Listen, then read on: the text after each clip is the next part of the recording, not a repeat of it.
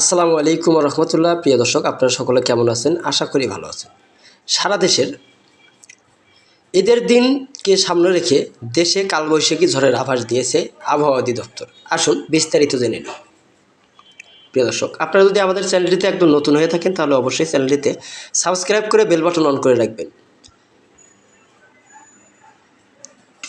ঈদের আনন্দের মধ্যেই দেশের দুর্যোগপূর্ণ আবহাওয়ার আভাস মিলছে। সম্ভাব্য ঈদের দিন শনিবার সারা দেশে কালবৈশাখী ঝড়, বজ্রপাত ও শিলাবৃষ্টির আশঙ্কা রয়েছে বলে জানিয়েছে আবহাওয়া ও জলবায়ু গবেষক মোস্তফা কামাল পলাশ। বৃহস্পতিবার দুপুরে তিনি জানান, ঈদের দিন সকাল ও সন্ধ্যা মিলিয়ে 2 দফায় শক্তিশালী কালবৈশাখী ঝড় বয়ে যেতে পারে। রাজধানী ঢাকাও এর বাইরে থাকবে না, এখানেও ঝড় অতিক্রমের সম্ভাবনা রয়েছে।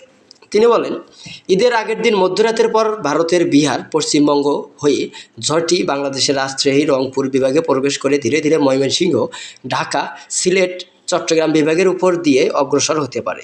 তিনি আরও জানান, সাধারণত রাত 12টার পর থেকে সকাল 6টা পর্যন্ত রংপুর, রাজশাহী, এরপর সকাল 6টা থেকে 10টার মধ্যে ময়মনসিংহ, ঢাকা, সকাল 10টা থেকে বিকেল 3টার মধ্যে সিলেট, বরিশাল, চট্টগ্রাম অঞ্চলে ঝড়টি অতিক্রম করে।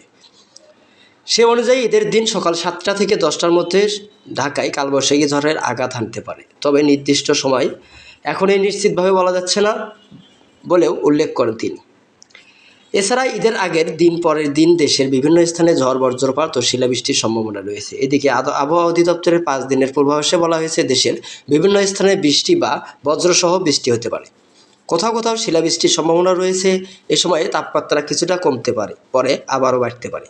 প্রিয় দর্শক, আজকের মতন এই পর্যন্ত থাকছে। পরবর্তী সব নিউজ পেতে আমাদের সঙ্গেই থাকুন।